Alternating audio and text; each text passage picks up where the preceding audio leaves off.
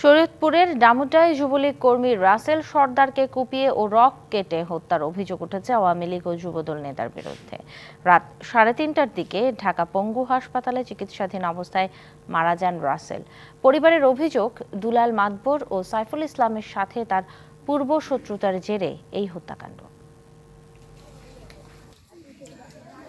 শরীয়তপুরের ডামুড্যা উপজেলার ইসলামপুর ইউনিয়ন পরিষদের নির্বাচন সহ বিভিন্ন বিষয় নিয়ে সাবেক চেয়ারম্যান আওয়ামী লীগ নেতা দীন মুহাম্মদ দুলাল মাতবরের সঙ্গে রাসেল সর্দারের দীর্ঘদিন দ্বন্দ্ব চলে আসছে।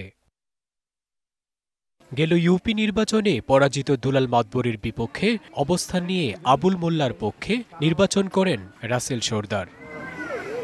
এরই জেরে শুক্রবার ভাঙ্গা ব্রিজ এলাকার একটি সেলুনে রাসেলকে কুপিয়ে জখম করে যুবদল নেতা সাইফুল ও আওয়ামী লীগ নেতা দুলাল মাতবরের লোকজন। এ সময় হাত পায়ের রগও কেটে দেয়। দুলাল মাতবর বলছে যে যত টাকা পয়সা যা লাগে আমি সব দিব, ঠিক আছে, কোনো টাকার তোরা টেনশন করিস না, তোরা ওরা মারিয়ে ফেলা। এরা বিএনপির ক্ষমতা দেখাইয়া এই রাসেলকে মেরে ফেলছে নির্মমভাবে।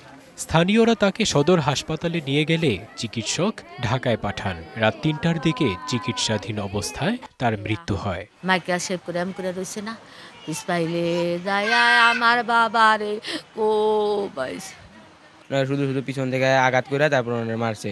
আমার বাবারে যারা হত্যা করেছে আমি তাদের হত্যার বিচার চাই, তাদের ফাঁসি চাই। রাসেল সর্দার হত্যার বিচারের দাবি জানিয়েছেন পরিবার ও এলাকাবাসী। আমার বাড়িতে এগুলোর ভিতরে নাই, আমার বাইরে কেন মাইরা লাইলো, আমার বাইরে যারা মারছে তাদের ফাঁসি চাই ভাই।